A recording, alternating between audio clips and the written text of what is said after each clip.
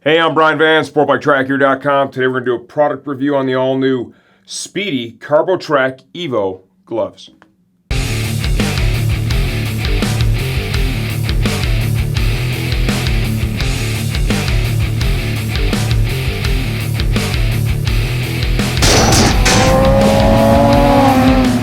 The all-new Carbo Track EVO from Spidi retails for $359. This is a redesign on their premium high-end gauntlet race glove. The Carbo Track was in their catalog for a long time. That is an excellent glove. Please remember, we don't update videos when there are pricing changes, only if the product itself has been fully redesigned. Who is this glove right for? This is a high-end race glove meant for any level of racing, MotoGP, all the way down to club racing. Also, if you're a street rider that wants that full gauntlet glove, quality, high-end protection, this is a solid option for you as well. With our glove videos, one of the spots we can really help you out is trying to break down the fit and comparing it to other models. I normally wear a 2X in most common gloves out there. I have on a 2X in the Carbo Track EVO right now. The fit and feel is exactly where I would expect it to be, so I would say this runs consistent with other gloves on the market today. Breaking that down a little bit further, this glove is going to require a little bit of break-in. One of the reasons for that is the internal seams Spidi has chosen to use on the majority of this glove. With the seam inside, you feel it a little bit, and it just takes a little more to make these feel like they're yours. Also, we have quite a bit of protection built into this glove, and inherently when you do that, it's going to require a little extra break-in to get them really dialed in. Now, there is a big benefit too with these internal seams as compared to an external seam here. The integrity of the seam, especially in the event of a crash, is just simply going to be higher because the seam, the threads, will not find their way to the pavement. So there is a big bonus and a big benefit there with that.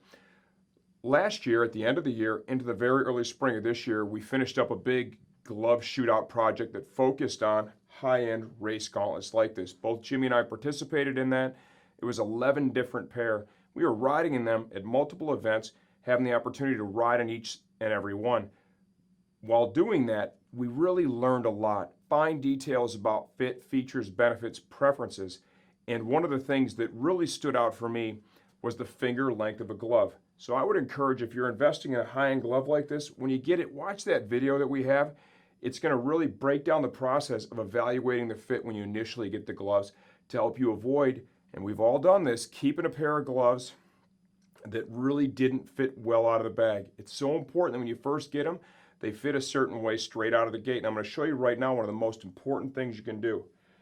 When you're braking, especially on the track or even on the street in a hard braking zone, there's a lot of pressure forward. You're going to have weight on the bars, and the clip-on itself is going to be driving into the palm here and even into the V of your hand where the thumb and the index finger meet, like so. If the fingers on the glove are a little shorter than they should be for you, when you put a lot of pressure there, it is going to pull, and I'm just going to kind of bend my finger to display that. So like if you pull that leather in there and it's too tight and the finger's short, it's going to make it really difficult to get your index finger extended. So make sure that you get a good fit that does not, in a negative way, impact the dexterity of your fingers. Super important.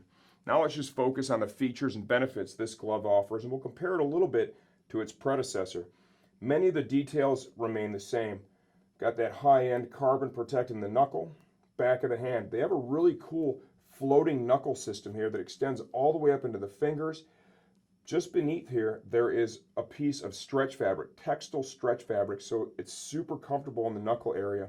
Also, this allows air to drive under the knuckle protector and kind of into that textile panel, right? Increases airflow. Carbon protectors here, here. Now we're starting to see some Superfabric on the outside of the finger instead of using that heavier Warrior panel, okay? And that did have a little bit of impact on dexterity. They have slimmed that down using Superfabric inserts. They're pretty robust pieces, very abrasion resistant, so you still have a lot of protection, but they brought back more feel in that area. The Warrior protector and slider on the palm is done now with a different material. This has kind of a, it's a little softer than what we had there, so it'll help manage impact a little bit better, but it's not super grippy like a piece of rubber where it's just going to grab the pavement. So you get a sliding effect as well as impact management. And I do believe that was part of some of the new CE certifications. It had to be a little more flexible to manage that. Also note that they took this panel right here that used to be just a suede overlay with a little piece of foam behind it, and they now have a larger piece of Superfabric here. That stuff is super abrasion resistant, very slippery, so you can just hear that, how easily that slides out. So you have a lot of energy management, abrasion protection there.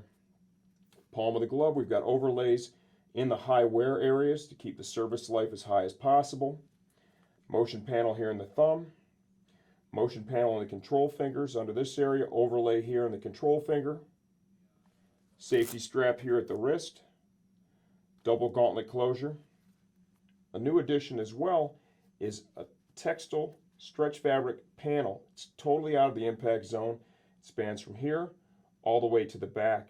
This really enhances the comfort, feel, and mobility this glove offers. That's a very nice upgrade. Warrior technology to protect the end of the ulna here. That is using the material very similar, if not the same, as we saw in its predecessor. They're using a lot of this in some of their race suits as well for external sliders. Really cool stuff. You can see here in the wrist area, we've got plenty of dexterity and mobility. Inside the glove, the back of the hand is lined with a Keramide fabric that is very abrasion and tear resistant, meant to help protect you in the event of a crash.